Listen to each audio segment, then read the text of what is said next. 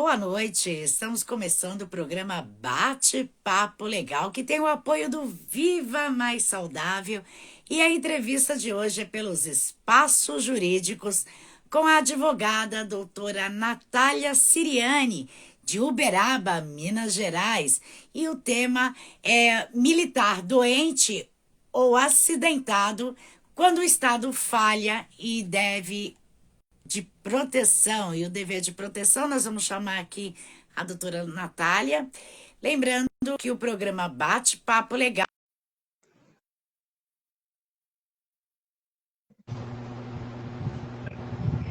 Boa noite, doutora. Seja bem-vinda. Boa noite, tudo bem? Tudo bem? Seja bem-vinda no programa Bate-Papo Legal. Hoje o tema militar doente ou acidentado quando o Estado falha no dever da proteção. E eu gostaria, antes de a gente iniciar a entrevista, que a doutora se apresentasse para quem não a conhece. Meu nome é Natália Siriani, eu atuo na área do direito militar há mais de 17 anos, especificamente na área previdenciária e administrativa. E mais é focado em militares das Forças Armadas, que é uma matéria que a gente não vê nas faculdades, né? Mas muito interessante, porque muitos militares, às vezes, não têm o amparo necessário, porque é uma matéria muito, como que eu vou falar, muito pouco vista, né? E eu atuo nessa área já há mais de 17 anos. E, doutora, então eu vou perguntar juridicamente, até onde vai a responsabilidade do Estado quando o militar fica doente, adoece ou se acidenta em serviço? O que aconteceu? Antes de 2019, os militares das Forças Armadas, principalmente os temporários, né, eles tinham todo o amparo do Estado quando eles se acidentavam. Então, eles tinham o direito de receber o soldo, que é o salário, né, e o tratamento médico. E o direito também de ser afastado, até a plena recuperação desse militar. A partir de 16 de dezembro de 2019, quando foi publicada a Lei 13.954, ela retirou esse amparo dos militares temporários.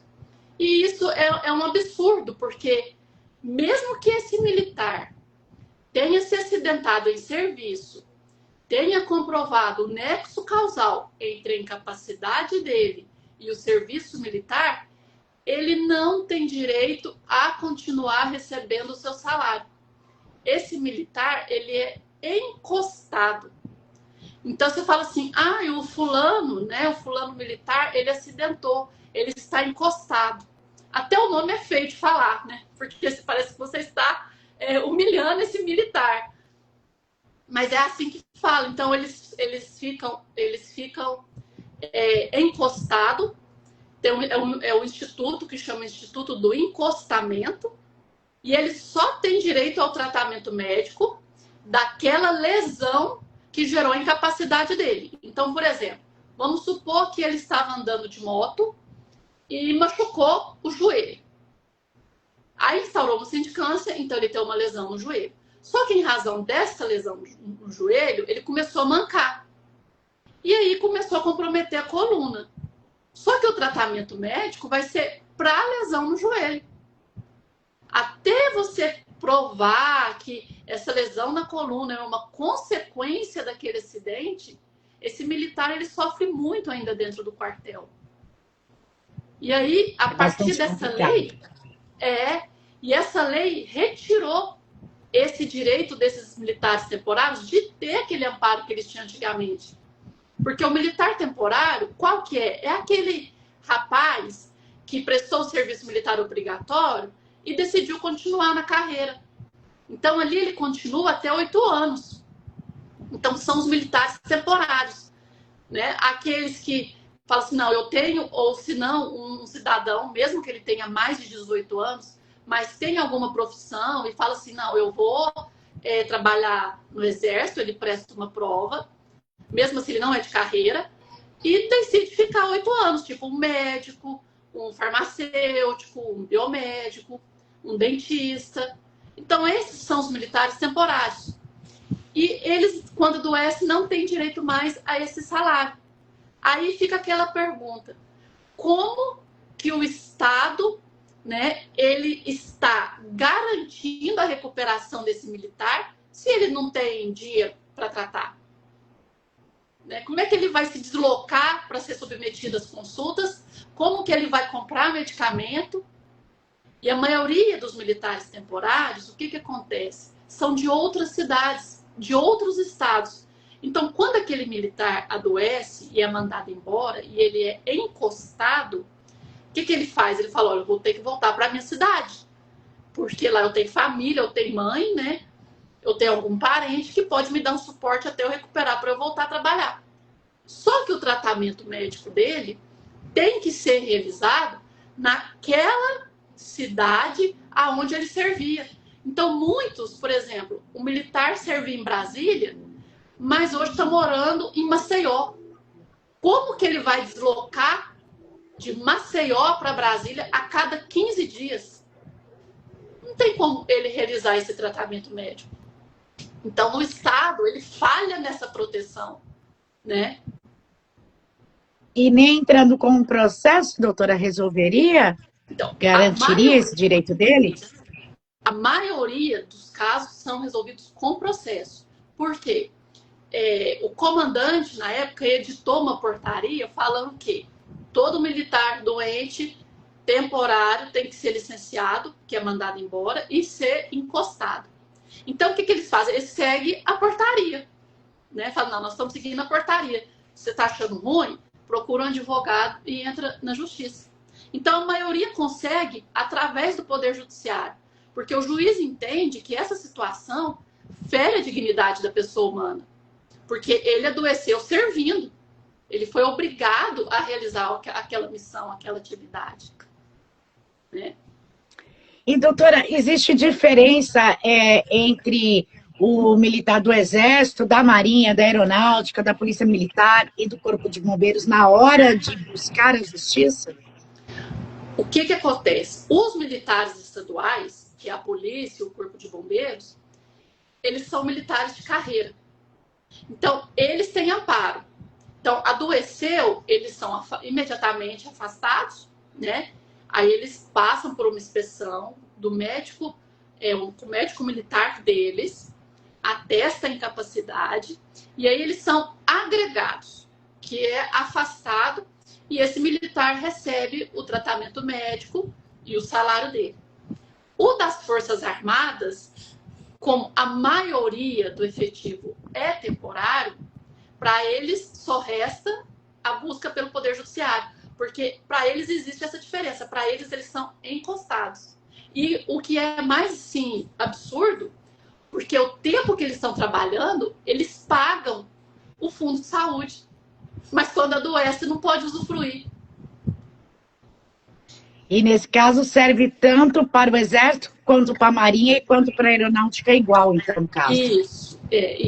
Esse recolhimento, todas as forças fazem. E esse encostamento também. Então, Marinha, Exército e Aeronáutica é a mesma coisa. As forças estaduais, Polícia e Corpo de Bombeiros, eles estão devidamente amparados. E, doutora, o Estado ele tem o dever da proteção e incluir o tratamento integral. Mas quando a saúde é relacionada às Forças Armadas, ela falha e é insuficiente. Como o militar consegue esses direitos? Ele pode procurar a rede privada e ser custeado pela União ou não? O que acontece? Os quartéis, né, as unidades militares, cada unidade militar, ela tem o seu sistema, ela tem os médicos, a unidade de atendimento médico. Quando não tem, existe uma situação que chama OCS, que é uma organização civil. O que seria essa que eles chamam de organização civil? O que seria isso? É quando médicos particulares fazem convênio com o fundo de saúde, seja do Exército, da Marinha e da Aeronáutica. Então, se esse militar, ele fala assim, ó, estou doente, mas a organização militar não consegue oferecer o tratamento médico adequado ali para ele. O que ele vai fazer? Ele tem que procurar algum médico, algum hospital que seja conveniado ao fundo de saúde da respectiva força, Marinha, Exército ou Aeronáutica. Se ele for procurar um médico particular e falar, eu estou tratando com esse médico particular porque eu gostei dele, porque vocês não tinham o tratamento, tal, não sei o quê. Aí, nesse caso, o Exército ou Marinha, né, ou Aeronáutica, eles não restituem o que foi pago. Porque se existe um tratamento em uma organização civil vinculada ao Fundo de Saúde, ele tem que realizar por essa organização civil, por esse médico que está vinculado ao Fundo de Saúde. O que acontece às vezes é o quê? É que às vezes o médico que está vinculado não tem tanta experiência, né? O militar já foi e não gostou, mas não tem alternativa ali. Se ele escolhe um médico particular porque eu estou há tempos tratando com ele, ele conhece o meu caso, aí, e não for vinculado, aí a força não restitui o que foi pago. E de que maneira o judiciário tem visto os casos, em caso dos danos morais, onde o militar aí é tratado com descaso e encostado após sofrer uma baixa na saúde, doutora? Hoje, a gente vê que o judiciário já está reconhecendo mais que está tendo uma violação à dignidade da pessoa humana, uma violação ao direito à saúde adequada, porque a saúde ela não engloba só o tratamento, ela engloba também condições para realizar esse tratamento. Então, hoje o judiciário tem visto, sua grande maioria, como uma violação a esses direitos constitucionais, né? E estão concedendo a reintegração desses militares, que é ele voltar para a força, mas sem cumprir expediente, continua afastado, ele volta como se militar da ativa fosse, é afastado, continua recebendo o tratamento e o seu salário de novo. Então, a grande maioria hoje, sim, quando foi publicada essa lei lá atrás, ainda havia muita dúvida, apesar do absurdo que ela é, né? Então, o judiciário estava meio reticente. Não, vamos aplicar a lei, porque você está tendo direito ao tratamento médico. Hoje isso está mudando. Então, estão conseguindo voltar, não para trabalhar, mas para receber o seu salário e o tratamento até a plena recuperação. Porque o certo é que ele volte para o meio civil assim como ele entrou, sem problema de saúde, porque ele tem uma vida aqui fora. Ele tem que continuar, né? E, doutora, qual o maior desafio que os advogados têm na hora de provar a doença, especialmente aquelas mentais, né, causada e agravada também pelo serviço militar? A grande dificuldade é a própria omissão do militar. Por quê? O militar, muitas das vezes, ele tem medo de contar que está com um problema de saúde, porque ele vai sofrer uma retaliação. Quando, por exemplo, deixa eu explicar para vocês o absurdo que é. Quando todo dia no quartel existe uma parte que chama formatura. Essa formatura ela acontece antes de começar o expediente. Então são quando aqueles militares ficam em forma, tudo um atrás do outro, né? E ali ele vai passando o que aconteceu de um dia para o outro militar que está entrando, canta o hino nacional, isso chama-se formatura. O que acontece? Todos os militares doentes, eles são obrigados a estar nessa formatura, mas não no meio deles. Eles são colocados de lado, para todos verem que eles estão doentes. Então são os militares baixados. Então todo mundo que está ali, todo militar que está ali, naquela formatura, a hora que olha para o lado, sabe que aquela fileira são de militares doentes. É uma exposição, é uma humilhação, né? E assim, então existe isso, essa humilhação que eles passam, e o Estado, tem que começar a intervir nisso. Porque o militar, para não passar por isso, ele não comenta quando ele vai no médico militar, porque todo militar, ele é inspecionado. Tem um certo período que ele tem que passar por uma avaliação médica. E essa avaliação médica é com o médico militar. Então, esse médico militar, ele vai relatar no prontuário tudo o que esse militar está passando. E esse militar não quer contar. Por quê? Porque sabe que vai chegar no comandante e aí começa, ai, fulano, então quer dizer que você tá doido? Porque começa as piadas. Por quê? Porque quando o médico avalia esse militar e concede uma dispensa, quem tem que autorizar a dispensa é o superior. Então, se o médico fala assim, olha, você está com o seu emocional abalado, eu vou registrar aqui. Eu vou te dar 15 dias de afastamento. Só que eles dão de 8 em 8. Então, ele vai ter 8 e vai renova mais 8. E aí, quem tem que autorizar é o comandante. E o comandante, para autorizar, ele vai falar assim, mas por que você está dispensando ele? Aí já sabe que ele tem um problema de saúde. Então, a dificuldade do advogado é quando o militar esconde que tem um problema de saúde. Porque quando ele relata, isso vai para o prontuário médico dele. Então, você mostra para o juiz, na data tal, esse militar foi avaliado por um médico militar que relatou que ele estava, por exemplo, com depressão, ele teve um surto psicótico. E muitos não querem relatar, né? Porque é chamado de doido lá dentro. Fala assim, o doido chegando, não sei o quê. Além de ser colocado de lado, né, doutora? De lado ainda. Ele fala assim, não, já que você tá doente, você vai ficar ali, ó. Pra todo mundo ver que você tá doente. E aí começa a implicar, começa a dar serviço pior, né? Então eles não querem. Então muitos escondem que tá doente. E aí, quando estoura, sabe aqueles casos? Ah, fulano foi lá e deu um tiro no amigo dentro do quartel. Já tava doente há muito tempo. Só que esse militar escondeu, né? Doutora, esse afastamento como um caso de humilhação que eles fazem, não acaba piorando a saúde mental desse militar?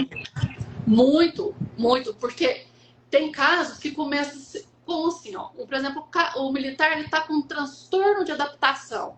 Então ele ainda está começando a se familiarizar com aquele ambiente militar, que é um ambiente totalmente diferente desse meio civil. Então ele fica ali um pouco reticente, às vezes acha um absurdo cumprir certa ordem, né? Porque fala assim, não, mas por que eu tenho que fazer isso? E ao invés de ter o setor de acolhimento, nós vamos fazer assim, nós vamos fazer assim, porque a maioria é muito jovem, 18 anos, então a cabeça é outra. Você pega um menino de 18 anos fazendo um ensino médio, você acha que ele tem a maturidade, então ele vai adquirir a maturidade com o tempo. E aí, ao invés de ter esse acolhimento, ele é ridicularizado. E aquele transtorno de adaptação que poderia, num período curto, ele passar, não, já me adaptei, já sei o que é a carreira militar, quero seguir ou quero servir só um ano, ele se transforma numa depressão, se transforma em uma esquizofrenia, às vezes chegando até casos de interdição, porque as Forças Armadas, elas têm convênio com clínica psiquiátrica. Então ela fala assim, então às vezes o médico militar fala assim, esse militar aqui não tem condições, tem que ser internado nessa clínica. Dependendo do caso, esse militar é internado compulsoriamente. Então fica abaixo de medicamento. E muitos falam, eu não sou doido, mas me colocaram lá. Então, assim, muitas coisas acontecem dentro do quartel que não é exposto, mas agrava e muito a situação desses militares, essas situações de humilhação. E, doutora, para o militar que se sente desamparado, hoje, qual o primeiro passo que ele deve fazer, mesmo antes de judicializar, o que ele deve documentar para garantir aí os seus direitos no futuro? O que acontece? Cada força ela tem o seu regimento. Então, mas uma situação que é geral é o seguinte, adoeceu, comunica o fato ao superior. Então, por exemplo, é um cabo, então vamos comunicar ao sargento, falar, olha, eu adoeci, não estou emocionalmente bem, ou eu adoeci vindo da minha casa para o serviço, eu bati o joelho, eu machuquei a coluna. Então, relata. Ele tem que relatar. Porque isso vai ser documentado e depois vai virar uma sindicância. E essa sindicância é um documento para provar que ele adoeceu dentro do quartel. Então, mesmo que ele não saiba para onde ir, não saiba o que fazer, a principal questão é comunique o fato imediatamente ao superior.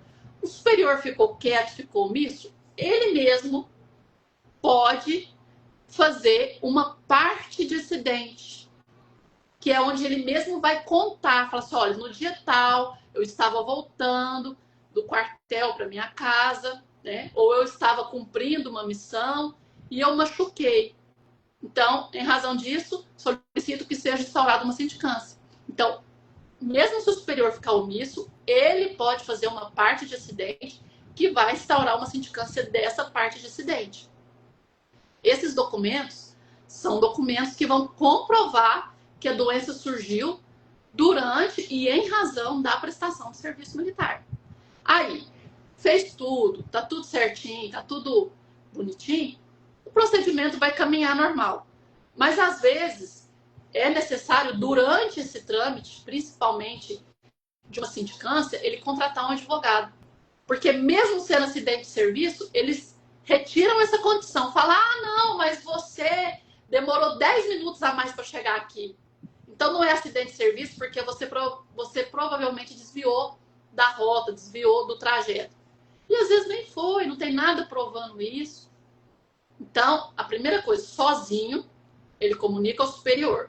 O superior ficou omisso, ele pode pedir para fazer uma parte de acidente. Fez a parte de acidente, instaurou a sindicância. Primeiro passo, contrata um advogado, não deixa o Exército, a Marinha ou a Aeronáutica conduzir o procedimento sozinho. E, doutora, eu gostaria que você falasse sobre a importância de estar procurando a orientação especializada. Essa parte do direito militar das Forças Armadas não é, igual eu falei no começo, não é uma matéria que você vê na faculdade. Então, ou você conhece alguém que viveu nesse ambiente militar para te ensinar, ou você tem um parente, ou você foi militar. No meu caso, eu convivi com uma pessoa que foi militar. Então, ele me orientou. Então, por isso eu aprendi. E você vai pegando a prática pelos atendimentos, porque você conversa com um militar de uma força, com um militar de outra, você vai vendo o linguajar. E aí você começa a aprender. Mas, hoje em dia, tem muitos advogados que se aventuram e não sabem que cada força tem o seu regimento, tem a sua lei específica. E uma vez feito errado, você não pode fazer de novo. Não tem como. Porque se entrou errado, prejudicou, acabou. Né? Então, assim, é muito importante ver quem é o advogado, pesquisar, ver se realmente ele entende, se ele não está ali só enrolando. Uma primeira conversa, o militar sabe.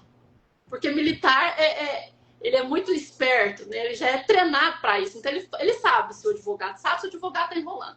Então, a primeira conversa, atente-se a isso. A ver até que ponto esse advogado sabe, para saber até que ponto ele pode te orientar. Entendi. E a gente vai agora para o quadro da perguntas e respostas dos internautas. A gente recebeu pelas redes sociais a pergunta do Lucas, que é de Minas Gerais. Ele pergunta de que maneira a Polícia Militar, o PM no caso, se caso ele sofrer um acidente, estando de folga ou até mesmo no deslocamento, pode ser reconhecido como acidente de trabalho? Se ele estiver de folga, não. Se esse PM sofreu um acidente e esse acidente não tiver nada relacionado ao trabalho, não vai ser considerado acidente de trabalho. Mas se ele estava de folga e recebeu uma ordem, por exemplo, o que acontece muito, eles recebem uma ordem pelo WhatsApp. Tá na folga, né? Porque eles falam assim, militar é militar 24 horas. Então ele está na folga, mas surgiu uma situação que ele tem que cumprir alguma missão. Mesmo estando na folga, nesse caso, pode sim ser considerado acidente de serviço. Mesmo estando na folga. Mas aí, no caso, ele tem que printar a tela ali do WhatsApp também, como prova, né, doutor? Printa a tela, fala, eu estava no cumprimento de ordem, por isso eu acidentei. Agora, o que acontece às vezes? O militar, ele tá de folga. Aí ele foi num bar para comprar uma coca. Chegou lá, tinha uma briga.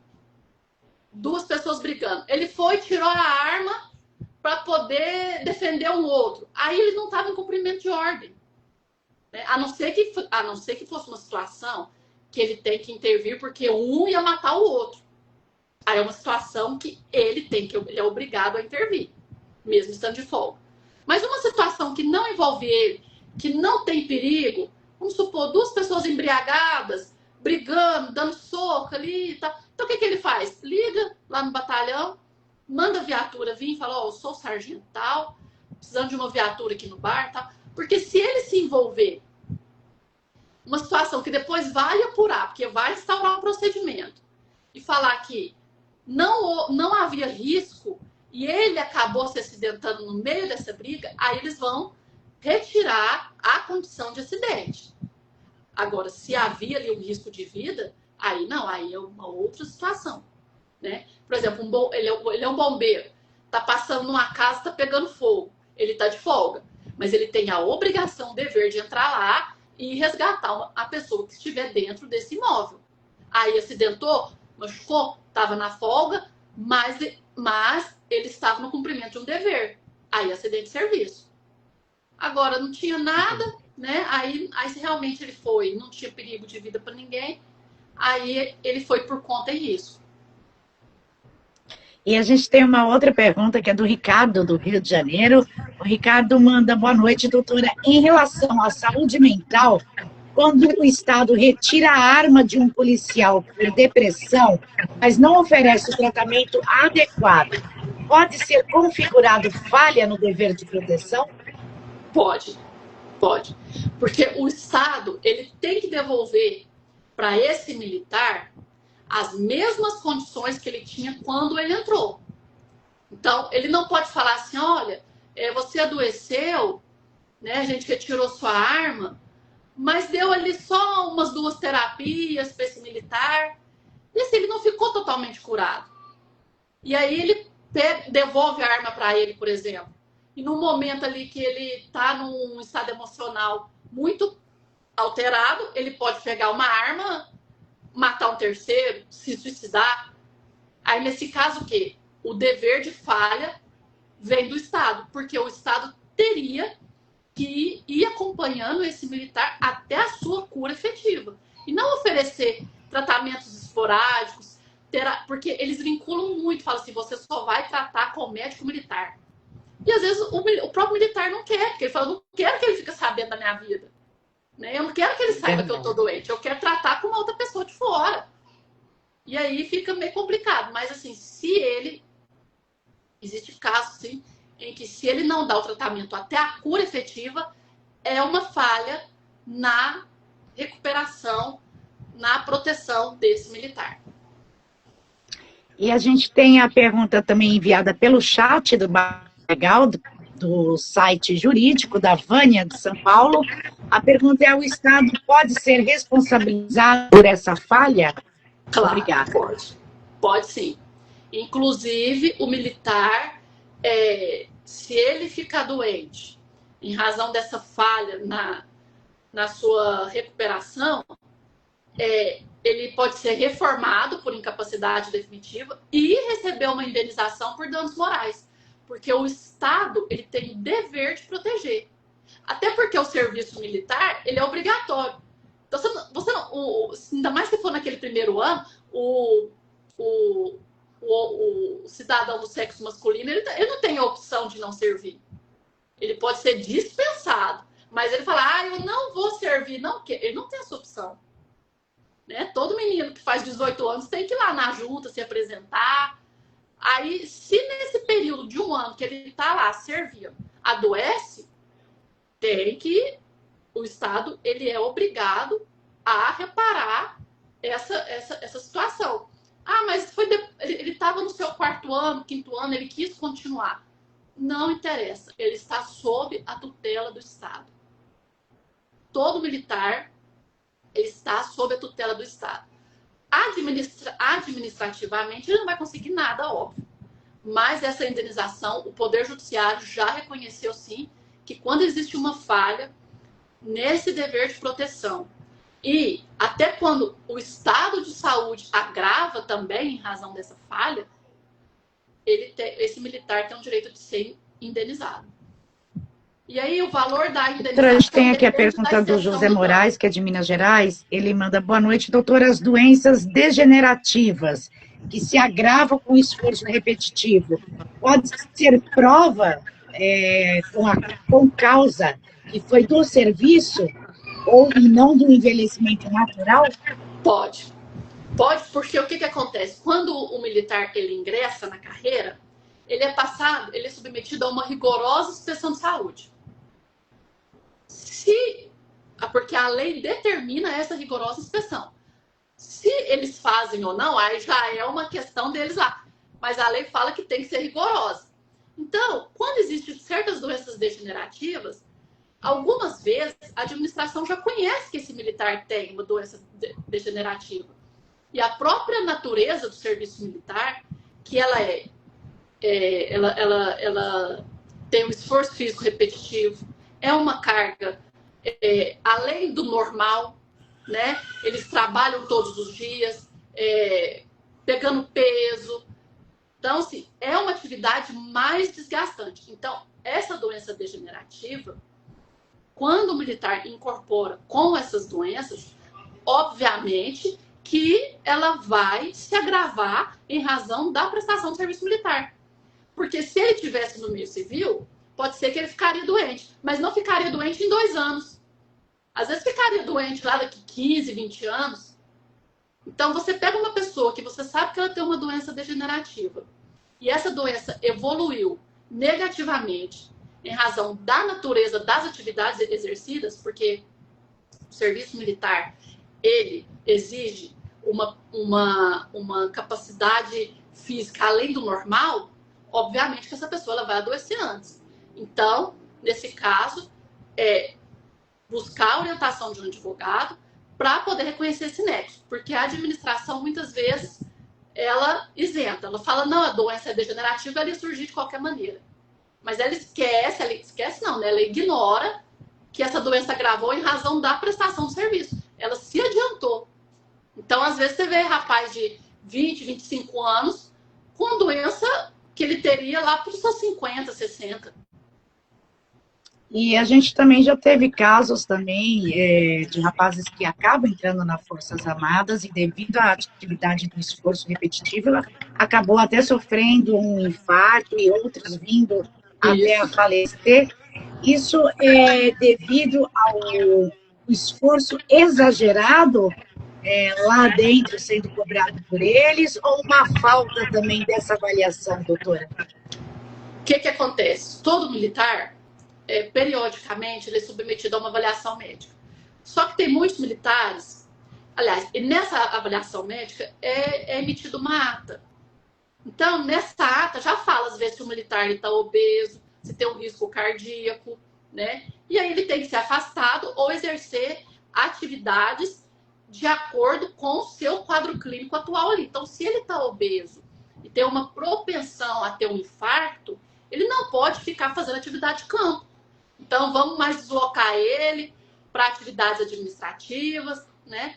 Então, se esse militar já está diagnosticado com uma situação que pode evoluir negativamente em razão da situação que ele está hoje, com quadro obeso, diabético, aí é uma falha desse militar também, porque ele tem que se cuidar. Então, nem tudo é administração. Às vezes, o próprio militar, ele deixa rolar. Ah, não vou no médico. Não, tá bom, não sei o quê. E não pode também. Ele tem que se cuidar e não ser tudo a administração.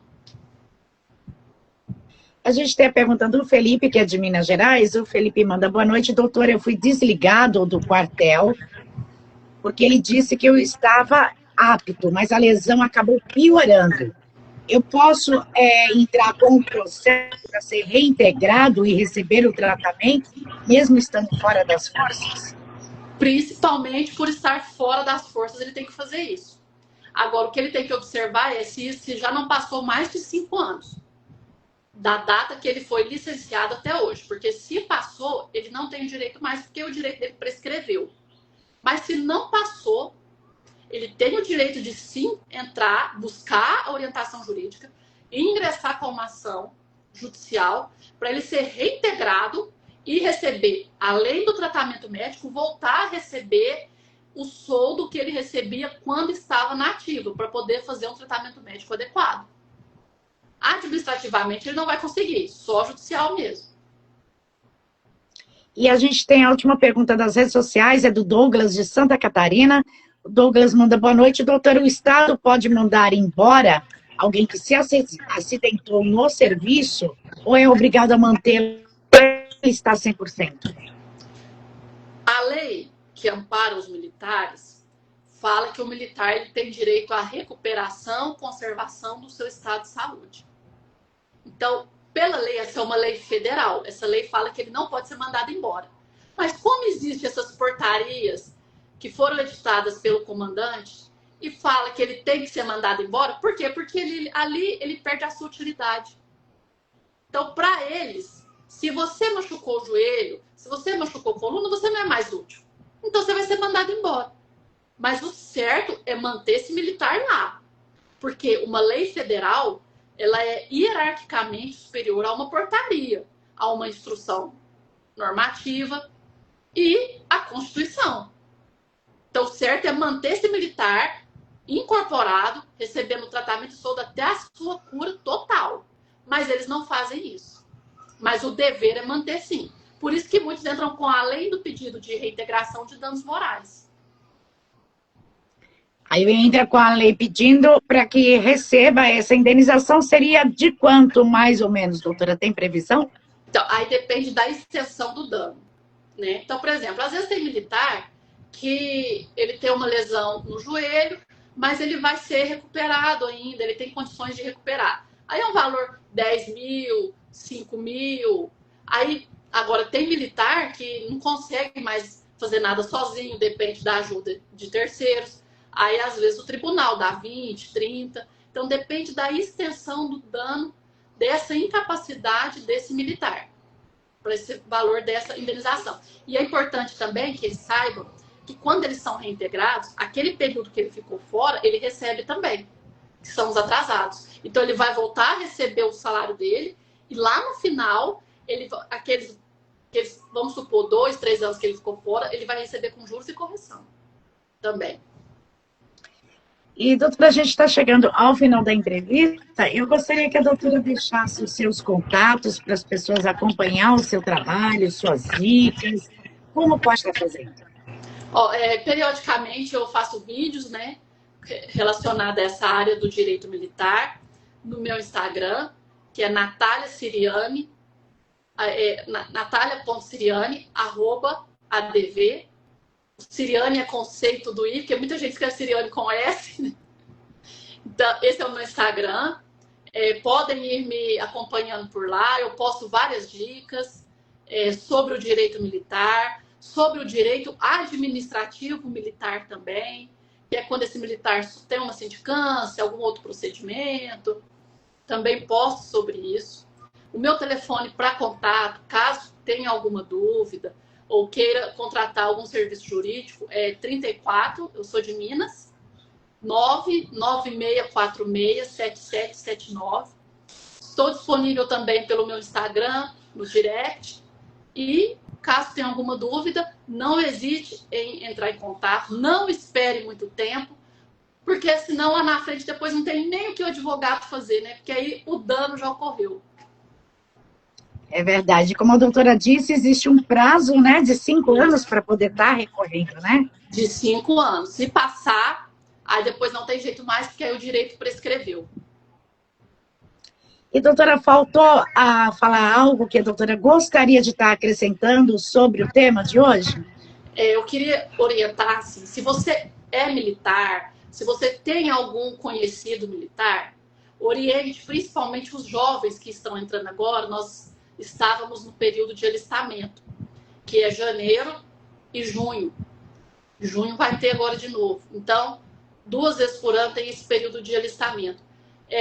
Procurar orientar esses militares a ler a lei, a procurar a se informar. Porque para eles, quanto mais ignorante, melhor, né? Para as forças. Mas esse militar tem que saber o seu direito. Não confiar em todo mundo. Não, você pode deixar, ó, a gente é seu amigo aqui, preocupa não que a gente vai te amparar.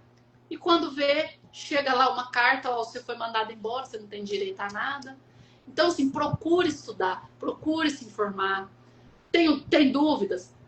Vá atrás de um advogado especialista. Doutora, estou entrando agora, o que eu tenho que me atentar? O que eu tenho que ler? Caso eu sofra algum acidente, eu tenho que ficar calado? Eu posso ficar calado? Qual que é o momento que eu vou atrás de alguém? Eu espero instaurar um procedimento? Porque muitas vezes tem militares que tem tudo certinho, mas aí ele fica calado e não sabe para onde começar a buscar o seu direito. E aí o tempo passa, ele vai ficar aqui no meio civil, doente, porque esse militar que adoece, ele não tem direito ao amparo do INSS. O tempo dele, que ele serviu lá, conta para ele aposentar. Mas o que ele pagou está perdido. Então ele não vai ter amparo aqui. Então ele tem que buscar de todas as formas se amparar de lá. E, doutora, ele pode contribuir particularmente para o INSS, enquanto estiver nesse período das forças? Não, porque ele teria que se enquadrar em alguma daquelas classes, né? Por exemplo, autônomo. Ele não é autônomo, porque ele está vinculado à força. Então aí não tem jeito. Ele tem que sair para começar a contribuir. Então, a única coisa que ele não vai perder é o tempo. Porque se ele pagou 8 anos lá, esses 8 anos ele leva para fins de aposentadoria. Mas para fins de benefício, não. Aí ele não leva. É injusto, né? Injusto. Por isso que eu fiz a pergunta, eu falei, às vezes pode estar pagando a parte, né? O que muitos conseguem, às vezes, é o LOAS, é o BPC. Porque ele sai da força sem nada, doente e sem condições de arrumar um emprego. Então, ele está numa condição de vulnerabilidade. Então, ele pode entrar pedindo o LOAS, porque o LOAS, você não precisa contribuir para poder receber aquele benefício. E aí ele entra nessa condição de vulnerabilidade. Mas o LOAS não conta para fins de aposentadoria, né? É verdade. E, doutora, eu gostaria de agradecer, então, a sua presença aqui no Bate-Papo Legal. Doutora Natália Siriani, uma das apoiadoras dos espaços jurídicos, hoje aqui com a gente, esclarecendo aí as dúvidas dos internautas sobre os militares que adoecem ou que se acidentam. Eu gostaria, então, de agradecer a sua disponibilidade aqui com a gente no programa Bate-Papo. Eu que agradeço a oportunidade de estar orientando, né, quem está nos assistindo, quem vai ver depois, orientando essas pessoas a buscar os seus direitos, porque também é uma oportunidade. A gente está abrindo um espaço desse, né? Muita gente não sabe ainda, é uma área muito restrita, mas aos poucos a gente vai divulgando e orientando, porque entra muitos militares, muitos jovens, e a gente vai sempre ajudar, né? Vamos ajudar, vamos orientar, para não ficar tanto perdido, igual tem muitos aí que já aconteceram, coitados. Com certeza, doutora. E o programa Bate-Papo Legal tem esse espaço aberto junto com os espaços jurídicos, justamente para trazer esse conhecimento, essa parte informativa, né, para muitos internautas em vários assuntos, principalmente no militar, que é pouco falado na carreira, né, doutora? Isso. Vamos com essa parceria, porque tem muita gente que precisa. São muitos militares. Você pegar lá pro lado de São Gabriel da Cachoeira, Amazônia, sabe, tem uns que não sabem escrever direito. E a gente pensa que isso não está no nosso meio mais, né? Falar, ah, não. Mas tem muitos indígenas. Se você pegar o lado lá do Nordeste, muitos militares indígenas. Então, que não sabe ainda. Outro sabe muito, mas aí já aproveita da ignorância do outro, que mal sabe ler. Né? Então, é importante isso, essa divulgação. Com certeza, doutora. Então, muito obrigada por a sua presença aqui no programa Bate-Papo Legal. Nós vamos encerrando aqui o programa e a entrevista com a doutora Natália Siriani. Se você precisar dos contatos ou da rede social da doutora Natália, só entrar em contato com o suporte dos espaços jurídicos.